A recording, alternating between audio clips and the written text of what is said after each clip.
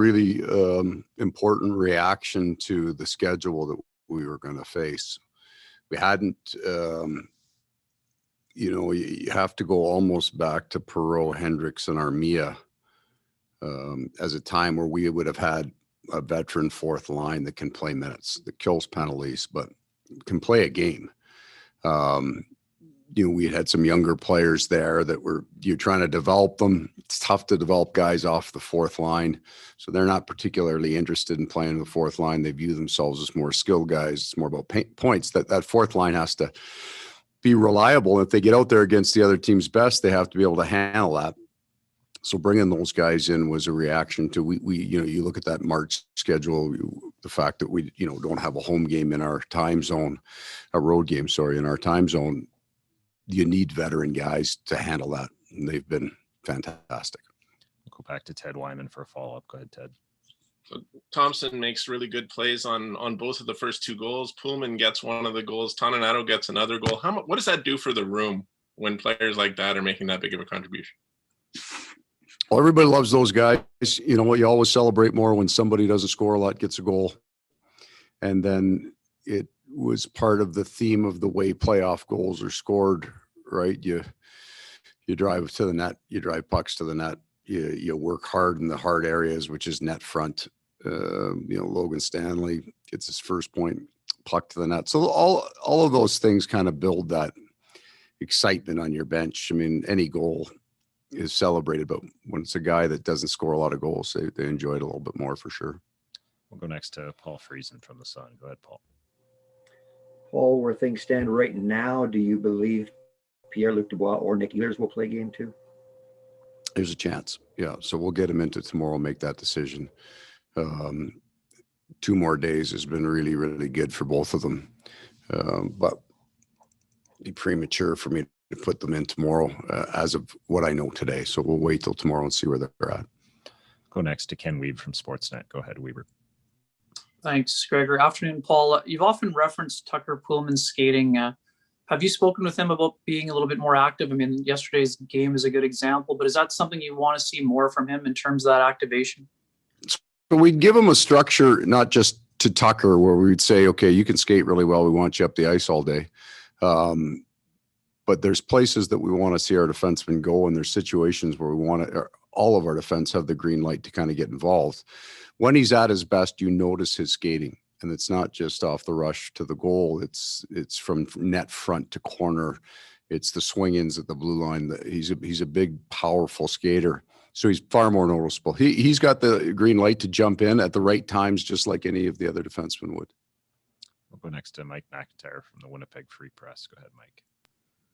Afternoon, Paul. Just a question on Nikolai and Pierre-Luc. Obviously, we're not at the practice today. Did either of those guys skate with the group, and were they in the non-contact still?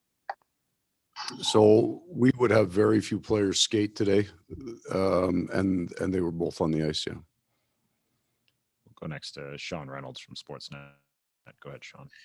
I assume you don't want to answer the non-contact jersey question, so I'll just move on to the next one. Appreciate that. I'll tell you, they were both in non-contact, but it's controlled, so we don't have a lot of guys out there. The non-contact jerseys are more for when you get into 5-on-5 play and the guy's close and he wants to get a little bit of bumping in, so everybody knows to lay off, but you can have guys in non-contact jersey go through controlled heavy contract that they'll go one-on-one against each other in the corner, and it's controlled. So we leave them, we put them in non-contact a lot of times, just if they're in any kind of chaotic drill, they're easy to find. Okay. That's why. I want to get back to the one brain comment you had from last night, and you think that's where things turn around for the team. Down the stretch, you were saying stuff like the team needed to manufacture energy, manufacture confidence. Thompson just said earlier on he thinks your role in getting the team kind of back into a good spot was that it was clear that you never lost belief in the group. Now, did you need to manufacture that belief in your own head, or were there concrete things you could lean on that you never lost belief in this group? Well, some of this is just perspective, and we would know this going into the season. And this is not a statement of the media in Canada, but it's more extreme here. So we had a tough stretch, and I wasn't we had been a pretty good we've been a real good regular season team up until that stretch. But even there, I think I really felt that the struggles that we went through were very necessary for us to get to a different place. So it wasn't kind of getting back to playing the right way. It was, we had to get ourselves to a playoff mindset.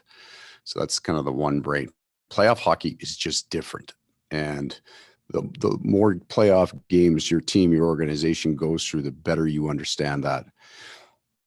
So we were a good regular season team, but hadn't kind of switched gears into what the playoffs were going to be like. That losing streak gave us an opportunity to focus as a group to become more of a playoff style team. And I felt that we did that even before we started winning games. There were some really good metrics in our game that changed fairly drastically.